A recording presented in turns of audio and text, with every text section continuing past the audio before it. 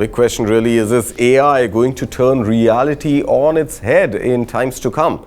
Well, Palantir CEO Alex Karp definitely thinks so. In a recent podcast, while discussing the looming gloom over the job market in the wake of AI systems and its negative consequences, Karp in fact has given a list of two groups that should not be worried about the rise of artificial intelligence, especially when it has to do with their jobs and their future employability. Now, one, those who have some form of vocational training. This could be carpenters, cobblers, plumbers, craftsmen, electricians, or even rooflayers. And the second one, and that's a little more surprising, the second one are those who are neurodivergent. Now, neurodiversity is a broad term that encompasses ADHD, autism, dyslexia, dyspraxia, and other such conditions. Now, Karp feels that if you are massively dyslexic, you cannot play a playbook. There's no playbook a dyslexic can master, and therefore he or she can learn to think freely. And AI can never learn the workings of a dyslexic or autistic's mind because it does not follow a pattern and is capricious beyond normal imagination. Now, he's definitely not thinking or talking through his hat. In fact, he is basing this on a report. Now, according to a 2024 Gartner study, 20% of sales organizations within the Fortune 500 companies will actively recruit neurodivergent talent across conditions such as autism, attention deficit hyperactivity disorder, ADHD, and dyslexia, improve business performance.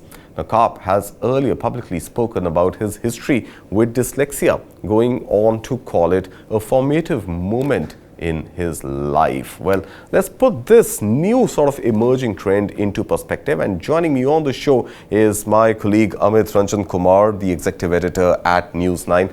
Amit, a strange sort of correlation, if one could call it, because at one level there is this sort of massive job threat looming across industries across the world that AI is going to take jobs, but then there's a special kind of employment which seems to be safe, if at all, the likelihood of more hiring for ADHD and dyslexic people. It's like you mentioned, reality being turned on its head. These were the people who were last on the HR's list when they were recruiting people.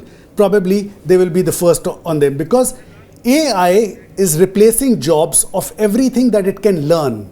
The only thing it cannot learn is the capricious behavior that is triggered by ADHD, autism, or dyslexia.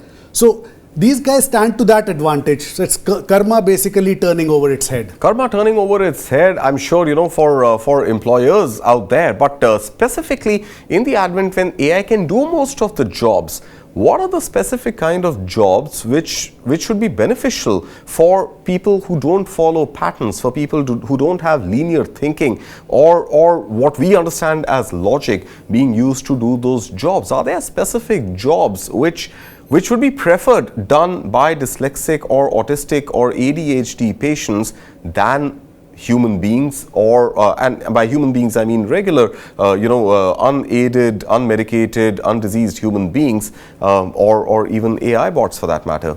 See, history has it. Solutions out of the box have happened in times that cannot be explained normally. René Descartes discovered the coordinates in his sleep, so he said so. AI cannot learn that. AI cannot. So there will be solutions to problems that normal linear behavior cannot solve, maybe in the time or in the framework that it should be solved. That is where a dyslexic patient, and I'm just spitballing here, will come with solutions that nobody can think of, or probably will find out methods to solve the same problem which nobody can think of, and probably maybe 5 times out of 10 or maybe even 2 times out of 10 may succeed. All right. If that happens, that is what companies want. So it is again reality being turned on its head. One fine morning I got up in the night. Right. Okay, so it could be one of those eureka moments where you're looking to solve a problem which cannot be solved without out-of-the-box thinking. And it seems that artificial intelligence, with all the learning that has gone into it, continues to be boxed in, at least as far as its solutions are concerned. We leave it at that on this edition of the AI Report. Thank you so much for watching.